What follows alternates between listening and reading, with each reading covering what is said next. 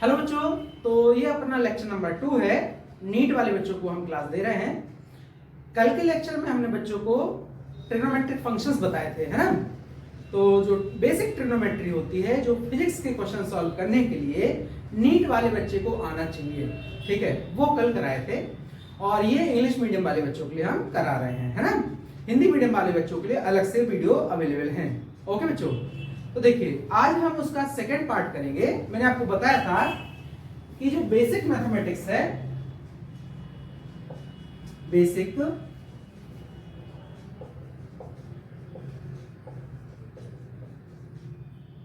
Mathematics, इसमें से 3 part होते हैं, ठीक है। पहला पार्ट होता है ट्रिग्नोमेट्रिक फंक्शन, ट्रिग्नोमेट्रिक फंक्शंस, ठीक है। इसका कुछ यूज होता है, जैसे आपने 9th क्लास में 10th क्लास में sine theta, cos theta, tan theta पढ़ा है।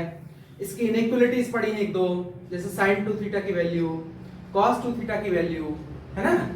फिर साइन 30, साइन 45, साइन 60, साइन 90 की वैल्यू निकालना। यहाँ थोड़ा सा नया बताया है कि साइन 37 और कॉस 37 की वैल्यू कैसे निकालेंगे, साइन 53 और कॉस 53 की वैल्यू कैसे निकालेंगे, ये एक्स्ट्रा इसमें पढ़ाया गया।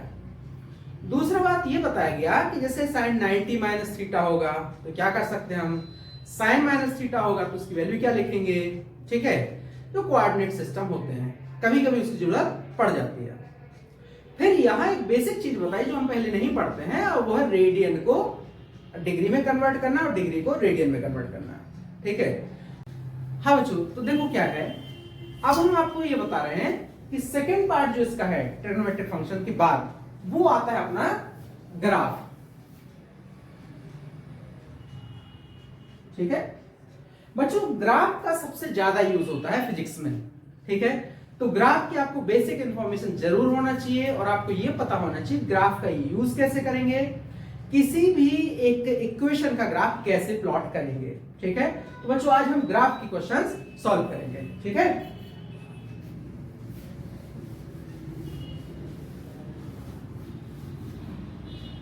देखो बच्चों, सबसे पहले आप लोगों ने जैसे क्लास 9th में और 8th में 10th में लाइन का इक्वेशन पढ़ा, ठीक है। तो जब हम वो करते थे, जैसे एक कॉपी लेते थे, उसमें लाइन ड्रॉ किया करते थे इक्वेशन का। पहले मैं आपको वो बता दूं, जैसे हमारे पास एक equation y = 2x, y = 2x है। तो बच्चे ये x की यहां पावर 1 है, तो ये देगा हमें लाइन। पहली बात, अगर यहां पावर 1 है तो क्या मिलेगा आपको, लाइन। दूसरी बात देखो बच्चे, x की डिफरेंट वैल्यूज के लिए y की डिफरेंट वैल्यूज मिलती हैं, ठीक है। तो हम क्या करते थे, पहले यहां पे हम x लिखते थे और यहां y लिखते थे, ठीक है। फिर हम x की अलग अलग वैल्यूज पुट करते थे, जैसे x की वैल्यू 0 पुट कर दी तो y की वैल्यू क्या आ गई, 0 आ गई। x की वैल्यू 1 पुट कर दी तो y की वैल्यू कितनी आ गई, 2 आ गई। x की वैल्यू -1 पुट कर दी तो y की वैल्यू क्या आ गई, -2 आ गई। x की वैल्यू आप हाफ रख दो या 1.5 रख देते हैं तो y की वैल्यू क्या आ जाएगी, 3। फिर बच्चों इसको हम क्या करते थे, हम x y एक्सिस पर इन पॉइंट्स को प्लॉट किया करते थे, ठीक है। जैसे एक 0 0 हो गया, 0 1 0 2 हो गया, -1 -2 हो गया, है ना। तो देखो इधर जैसे एक पॉइंट आ गया आपका 0 0, ठीक है। एक पॉइंट आया, x तो 1 है, y कितना है 2। तो इसके लिए हम क्या करें, यहां पहले इक्वल डिस्टेंस पे इंटरवल्स बना लेते हैं, ठीक है। बच्चे जैसे 1 2 3 4 5 है ना, 1 2 3 4 5, राइट। फिर बच्चे यहां पर क्या हुआ, -1 -2 -3, राइट। नीचे क्या हुआ, -1 -2 -3 एंड सो ऑन। तो बच्चों जैसे ये पहला पॉइंट है, तो ये 0 0 हो गया, इसको हमने 0,0 लिखा। सेकेंड पॉइंट क्या है, x 1 है और y क्या है 2। तो बच्चे देखो यहां हम एक पॉइंट रख देते थे, तो ये हो गया 1,2। पहला वाला x होता है, दूसरा वाला y होता है। फिर बच्चे x -1 है, y -2 है, तो जैसे ये है, राइट। तो यहां पे एक पॉइंट आ गया, -1, -2। अब कम से कम आपके पास 3 पॉइंट होना चाहिए थे, तभी हम लाइन प्लॉट करते थे। ठीक है, तो बच्चों जैसे ये लाइन देखिए, इन पॉइंट्स को ज्वाइन करने पर आपको एक लाइन मिलेगी। ठीक है, तो बेटा ये जो एंगल है ये भी हम बता सकते हैं। ठीक है, तो ये बच्चे आपको इस इक्वेशन से मिलता था। अब x की अलग अलग वैल्यूज रखने पर y की अलग अलग वैल्यूज मिलती हैं, इसलिए इसको x को बोलते थे वेरिएबल और y को बोलते हैं डिपेंडेंट, या x को अपन इंडिपेंडेंट बोल सकते हैं।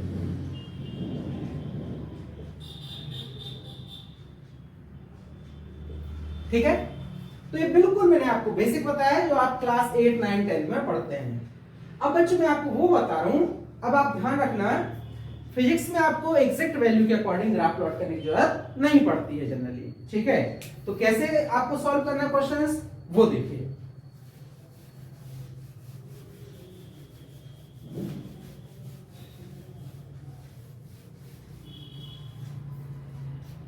देखो बच्चों, सबसे पहले हम बताते हैं लाइन। ठीक है, लाइन का बच्चे इक्वेशन होगा y = mx + c। अब देखो यहां पर इसमें m क्या कहलाता है, m कहलाता है tan थीटा। m क्या कहलाता है, tan थीटा। इसको बोलते हैं slope of line, slope of line. ठीक है, और बच्चे जो c है वो गया intercept on y axis. c क्या हो गया, इंटरसेप्ट ऑन y एक्सिस। ठीक है, तो बच्चे यहां देखिए m अगर पॉजिटिव है, m क्या है, पॉजिटिव, तो बच्चे जो थीटा होगा, theta will be less than 90 degree, है ना। अब थीटा कहां से लेते हैं बच्चों, पॉजिटिव एक्स डायरेक्शन से एंटी क्लॉकवाइज में, है ना, राइट। और बच्चे अगर c पॉजिटिव है तो जो लाइन होगी वो y एक्सिस पर ऊपर इंटरसेक्ट करती है। कैसे करेंगे देखिए, देखो बेटा इसका ग्राफ कैसे बनेगा। पहली बात तो अगर ये c नॉन जीरो है तो ये ऑरिजिन से नहीं जाएगी, ये लाइन बच्चों ऐसे कुछ जाएगी, है ना। देखिए ये हो गया अपना एंगल, ठीक है, थीटा। ये हम कहां मेजर करते हैं, x एक्सिस से एंटी क्लॉकवाइज डायरेक्शन में। तो बेटा ये m पॉजिटिव है तो थीटा क्या होगा, लेस देन 90 डिग्री, है ना। ये जो टर्म है इतनी वैल्यू, जैसे o हो गया तो बेटा ये जो वैल्यू है इसको c बोलते हैं, इंटरसेप्ट, है ना। तो इस तरीके से हम इस क्वेश्चन को देख सकते हैं बच्चे, राइट। अब देखो कुछ और आगे की चीजें करते हैं बच्चों।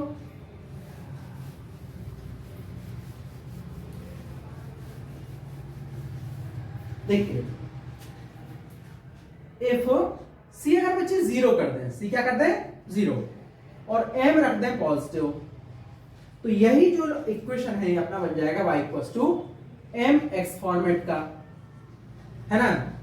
एग्जाम्पल जैसे बच्चे m की वैल्यू हम √3 ले लें तो देखो कैसे इक्वेशन आएगा। अगर यहां c नहीं है तो बच्चों ये ध्यान रखना कि लाइन, ये जो लाइन है ये जाएगी कहां से, ओरिजिन से, ठीक है। तो बच्चे यहां पे ये चली गई ओरिजिन से, राइट। m की वैल्यू पॉजिटिव है तो एंगल होगा लेस देन 90। यहां से हम देख सकते हैं m = क्या होता है, tan थीटा, और ये वैल्यू √3 = tan थीटा। हम देख सकते हैं tan थीटा की वैल्यू √3 का होती है 30 डिग्री और 60 डिग्री, है ना। बच्चों ये अपने पास स्लोप आ गया। तो देखो स्लोप ऑफ लाइन क्या हुआ, लाइन tan थीटा हुआ, जिसको हम m लिखते हैं, जिसकी वैल्यू √3 है, और x एक्सिस से एंटी क्लॉकवाइज डायरेक्शन में एंगल थीटा बना रहा है, जिसकी वैल्यू क्या है 30 डिग्री। तो ये हमने बेसिक पॉइंट पढ़ा। अब देखिए बच्चों यहां स्लोप निकालने का और तरीका है। जैसे आप इस लाइन पे कोई भी 2 पॉइंट ले लो, एनी 2 पॉइंट्स, ये अपना x एक्सिस है और ये y एक्सिस है।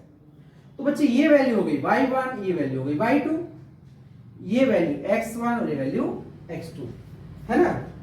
अब देखो क्या होगा, अगर हम यहां एक ट्रायंगल बनाए ABC, बच्चों अगर ये थीटा है तो ये भी क्या होगा, थीटा होगा।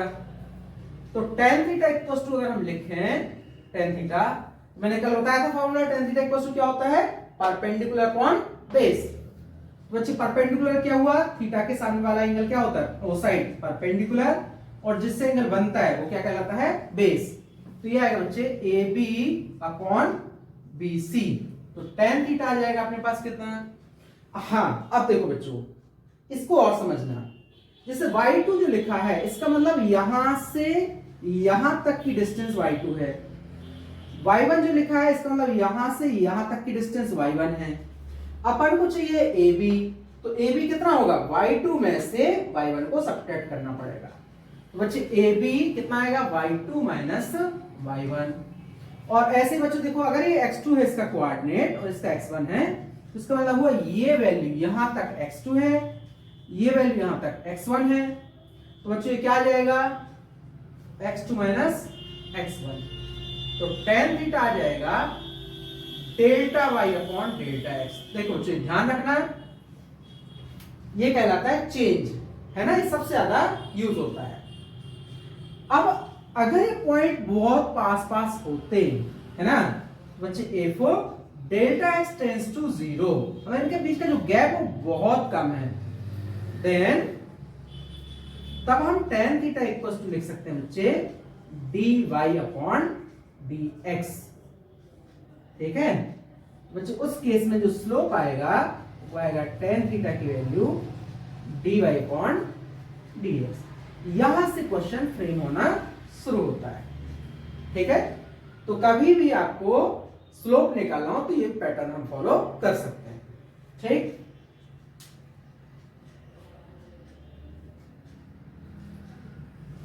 अब देखिए आगे चलते बच्चों,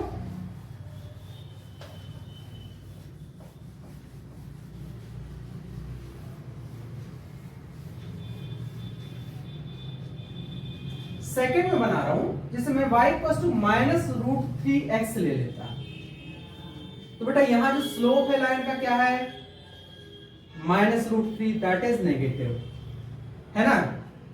और बच्चे अगर आप इसको कंपेयर करो y इक्वल्स टू किससे, mx प्लस c से, तो c क्या है, 0। अगर c 0 है तो ऑरिजिन से जाएगी लाइन, स्लोप क्या है, नेगेटिव है। तो बच्चे अब आप ऐसे समझो कि ये अपना x एक्सिस हो गया और ये हो गया y एक्सिस, है ना। स्लोप नेगेटिव है तो बच्चे ये लाइन इस तरफ जाएगी ऐसे, मतलब इससे जो एंगल हुआ बच्चे positive direction of x axis से एंटी क्लॉकवाइज डायरेक्शन में, वो थीटा क्या होगा बच्चे, ग्रेटर देन 90 डिग्री। इस तरीके से आप क्वेश्चन सॉल्व कर सकते हैं, है ना। फिर देखिए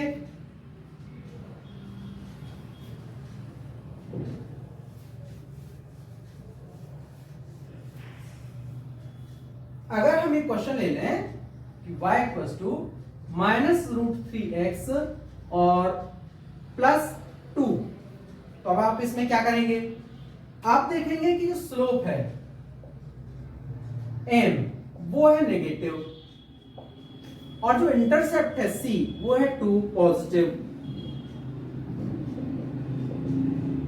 तो देखो बच्चों एंगल तो ऑब्ट्यूज ही होना चाहिए, लेकिन इंटरसेप्ट कहां होना चाहिए, ऊपर। तो ये अपना x एक्सिस है और ये क्या है, y एक्सिस है। This line will be like this, ठीक है। तो ये एंगल आ गया अपना थीटा और ये हो गया अपना इंटरसेप्ट, ठीक है। इक्वल्स टू क्या हो गया, प्लस का 2। तो ये आपको नेचर पता होना चाहिए, है ना। फिर देखिए और चेंज करते हैं, जैसे हमने यही इक्वेशन लिखा और यहां कर दिया -2, ठीक है। तो अब क्या हुआ, स्लोप चेंज नहीं हुआ, स्लोप बच्चे अभी भी कितना है -√3 और c हो गया बच्चे -2। तो एंगल क्या होना चाहिए ऑब्ट्यूज ग्रेटर देन 90 होना चाहिए, इंटरसेप्ट क्या होना चाहिए नेगेटिव। तो ये ग्राफ कैसे जाएगा, ये x हो गया ये y हो गया, it will be like this. देखिए ये अपना एंगल हो गया है ना, राइट। और ये इंटरसेप्ट हो गया, c की वैल्यू क्या हो गई -2। तो बच्चों ये लाइन के इक्वेशंस हैं, है ना, जो हमें पता होना चाहिए फिजिक्स सॉल्व करने के लिए। अब इसके आगे देखिए,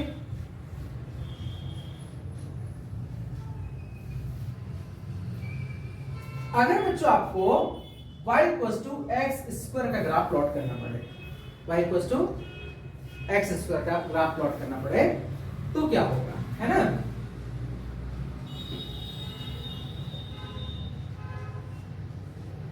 या फिर आपको कोई कांस्टेंट वैल्यू मिल जाए कि x² का ग्राफ, तो क्या होगा।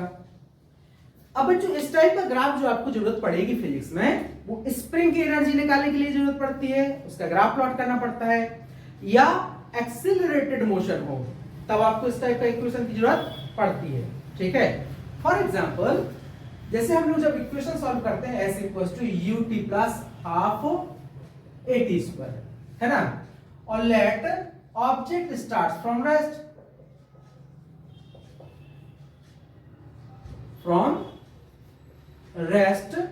with constant acceleration,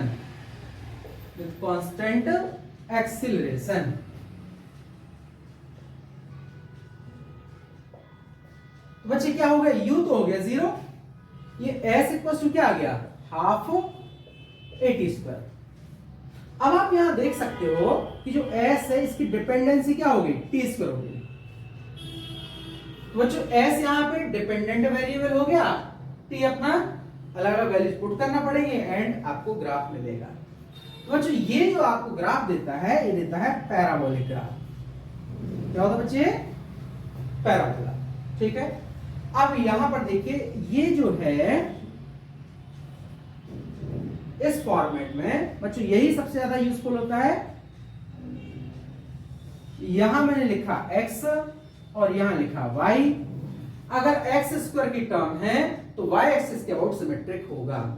क्यों होगा, क्योंकि x की वैल्यू नेगेटिव भी हो सकती है पॉजिटिव भी हो सकती है, लेकिन y क्या आएगा हमेशा पॉजिटिव। देखो बच्चों यहां अगर आप देखें, चाहे आप -x लिखें या +x लिखें, y की वैल्यू क्या मिलने वाली है आपको, एक पॉजिटिव वैल्यू मिलने वाली है। तो बच्चों ये इसका पैराबोला का ग्राफ होगा। तो क्वाड्रेटिक इक्वेशन के ग्राफ प्लॉट करना आपको आना चाहिए। फिर देखिए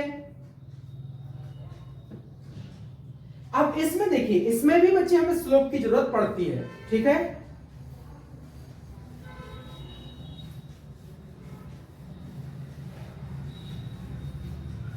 देखो जैसे मान लो मैं एक पोजीशन टाइम ग्राफ लेता हूं x, t, ठीक है, और ग्राफ दे दिया बच्चों आपको लाइक दिस a। तो आपको ये पता चल गया कि ये पैराबोला का ग्राफ है ना, और ये किसके लिए वैलिड होता है, s = ½ at² के लिए।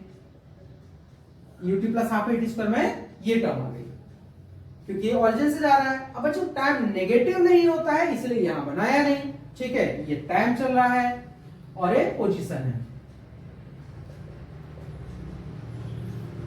अब इसमें आप देखिए कि भाई हमें इससे क्या इंफॉर्मेशन मिलेगी। हम ये देखेंगे बच्चों किसी भी पॉइंट पे, जैसे यहां देखें, यहां पे बच्चों टेंजेंट ड्रॉ करो। क्या ड्रॉ करो, टेंजेंट। टेंजेंट वो लाइन होती है जो उस पॉइंट को टच करती हुई जाती है। तो बच्चों ये देखो यहां टेंजेंट ड्रॉ किया, ये हमारे पास एक एंगल आया θ1। अब बच्चे यहां पे देखो, यहां पे अगर हम टेंजेंट ड्रॉ करें तो ये एंगल आया θ2। आप क्लियरली देख सकते हो कि बच्चों θ2 जो है वो θ1 से बड़ा है। अब यहां पे अगर हमें स्लोप निकालना है, क्या निकालना बच्चे, स्लोप, तो स्लोप क्या होगा tan θ। इसका मतलब बच्चे tan θ2 बड़ा है किससे, tan θ1 से। अब हमें ये पता होना चाहिए कि पोजीशन टाइम ग्राफ का स्लोप क्या देता है। पोजीशन टाइम ग्राफ का स्लोप देता है हमें वेलोसिटी, है ना। तो बच्चों इसका मतलब ये हुआ कि ये हमें इस पॉइंट पे वेलोसिटी बता रहा है और ये हमें इस पॉइंट पे वेलोसिटी बता रहा है। तो हम देख सकते हैं कि v2 क्या है, greater than v1। Velocity increase हो रही है, मतलब ये एक्सीलरेटेड मोशन का ग्राफ हुआ, ठीक है। तो बोलेंगे it represents graph of accelerated motion.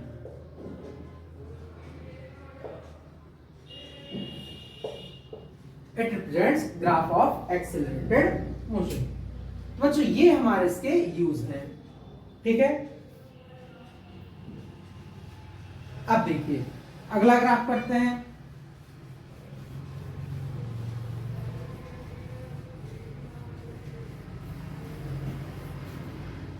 देखो बच्चों मैं आपको एक लाइन का और पॉइंट बताऊं पहले, कि जैसे मान लो आपको पोटेंशियल एनर्जी ऑफ स्प्रिंग अगर हमें ये लिखना हो तो बच्चों ये होती है U इक्वल टू हाफ के एक्स स्क्वायर। के यहां पे बच्चों कांस्टेंट होता है, इसको हम स्प्रिंग कांस्टेंट बोलते हैं। और जो x है, x क्या है, x है बच्चे चेंज इन लेंथ या डिफॉर्मेशन लिख लेते हैं उसको। क्या लिख लेते हैं, डिफॉर्मेशन। x है बच्चों यहाँ पे डिफॉर्मेशन। तो डिफॉर्मेशन बच्चे एलोंगेशन भी हो सकता है या कंप्रेशन भी हो सकता है। तो अब आप यहां देख सकते हो कि हमें पोटेंशियल एनर्जी की डिपेंडेंसी x पे दी गई है और बच्चों आपको क्या करना है, ग्राफ प्लॉट करना है ना। तो देखिए यूज आ गया ग्राफ का कि नहीं आ गया। अब क्या करेंगे हम यहां देख सकते हैं इस ग्राफ को ऐसे प्लॉट कर सकते हैं। अगर हमें नेचर पता है तो डायरेक्ट आप बोल सकते हो कि ग्राफ का नेचर इस तरीके का होगा। ये पोटेंशियल एनर्जी हो जाएगी और ये क्या हो जाएगा, डिफॉर्मेशन, ठीक है। तो ये potential energy stored in spring आ गई। इसके बाद देखिए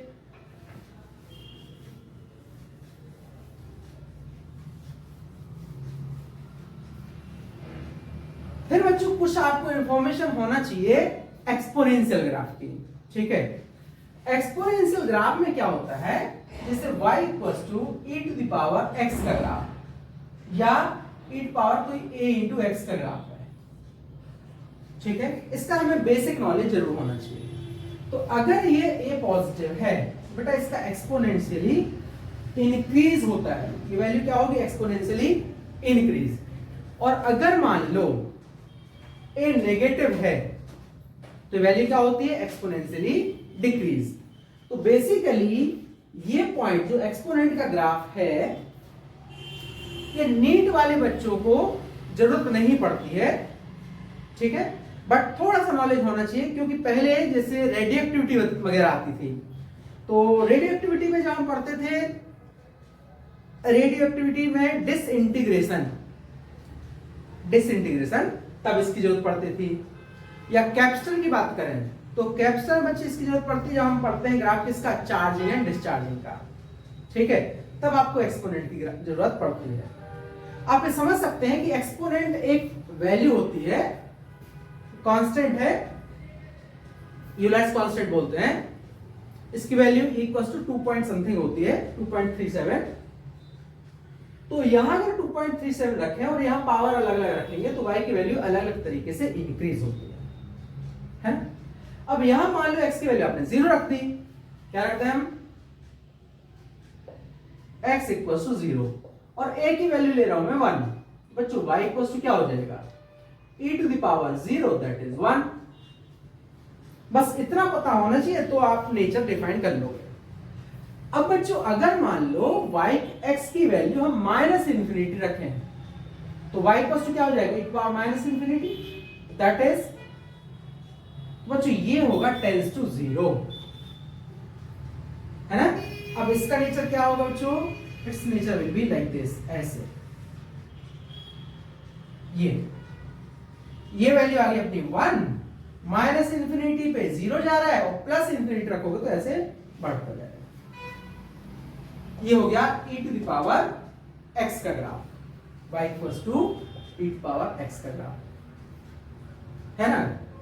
अब देखिए अगर हम प्लॉट करें e to the power minus x का ग्राफ तो क्या होगा।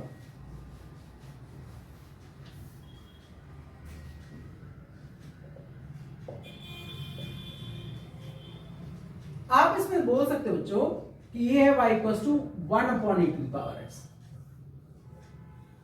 है ना। तो अगर आप पुट कर देते हैं x इक्वल्स टू 0 तो y इक्वल्स टू क्या मिल जाएगा, 1 अपॉन e टू पावर 0, 1 ही मिल जाएगा। और अगर x को पुट करते हैं हम इंफिनिटी, क्या पुट कर दें इंफिनिटी, तो y इक्वल्स टू क्या हो गया 1 upon infinity, that is y tends to 0। तो बच्चों ये जो ग्राफ होगा ये कैसे जाएगा, देखो यहां तो कोई वैल्यू 1 है, y की वैल्यू क्या है 1, और जब हम इंफिनिटी की तरफ जा रहे हैं तो y की वैल्यू क्या हो रही है 0।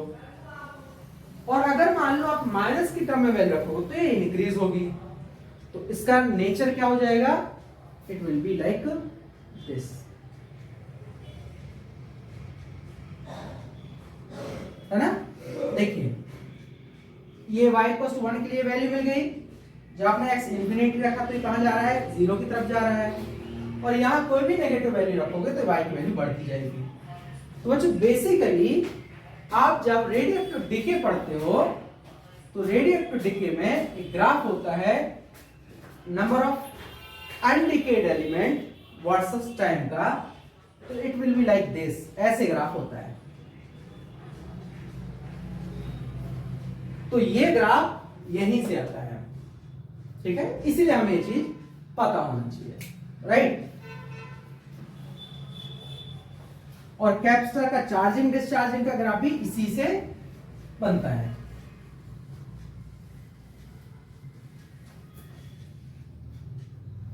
फिर बच्चों मैंने आपको साइन थीटा और कॉस थीटा के ग्राफ बताए थे कल ट्रिग्नोमेट्री में, तो वो साइन थीटा और कॉस थीटा के ग्राफ आपको कहां जरूरत पड़ते हैं, वो आपको जरूरत पड़ते हैं जब सिंपल हार्मोनिक मोशन पढ़ोगे या प्रोग्रेसिव वेव पढ़ोगे, ठीक है।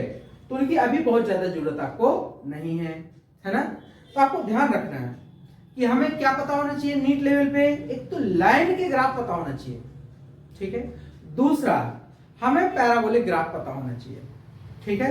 अगर एक्सपोनेंशियल का ग्राफ पता है तो भी ठीक है, और नहीं पता तो भी कोई प्रॉब्लम नहीं जाएगी, क्वेश्चन नहीं छूटेगा आपका, ठीक है। लॉग का ग्राफ नहीं पता है कोई प्रॉब्लम नहीं, क्वेश्चन नहीं छूटेगा, है ना।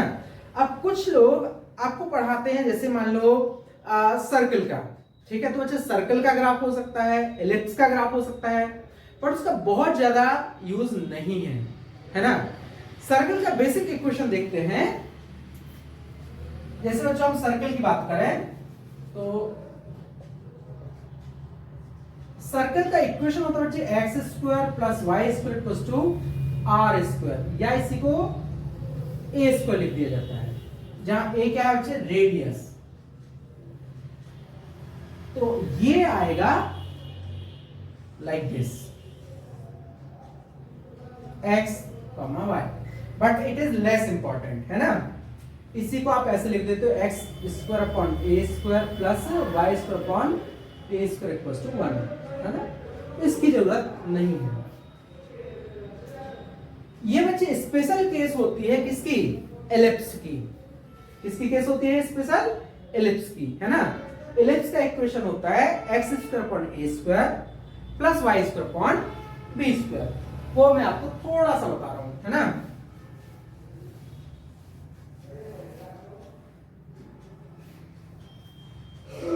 इक्वेशन ऑफ एलिप्स, बच्चों इक्वेशन ऑफ एलिप्स में आप देख सकते हैं ये होगा x square upon a square plus y square upon b square equals to 1। तो यहां पे क्या बच्चे, a is not equals to b, a जो है बी के बराबर नहीं है, तो इसको हम बोलते हैं एलिप्स। और अगर ये हो गया अपना एलिप्स और by the way a equals to क्या आ गया बी, तो यही बन जाता है बच्चे सर्कल। तो जो सर्कल है वो क्या है, इलिप्स की स्पेशल केस है ना। बच्चों आपको ग्राफ इतने अगर आते हैं तो नीट के क्वेश्चन आप आराम से लगा सकते हो। अब इसके हम डिफरेंट जो एप्लीकेशंस हैं, सबसे ज्यादा एप्लीकेशन करेंगे आप काइनेमेटिक्स में, फिर करेंगे एनर्जी में, ठीक है। तो बच्चों आज के लिए सफिशिएंट है। नेक्स्ट क्लास में हम इसकी कुछ एक्सरसाइज कर लेंगे ताकि आपको पता लगे क्वेश्चन कैसे सॉल्व करते हैं। ठीक है बच्चों, चलिए मिलते हैं बेटा।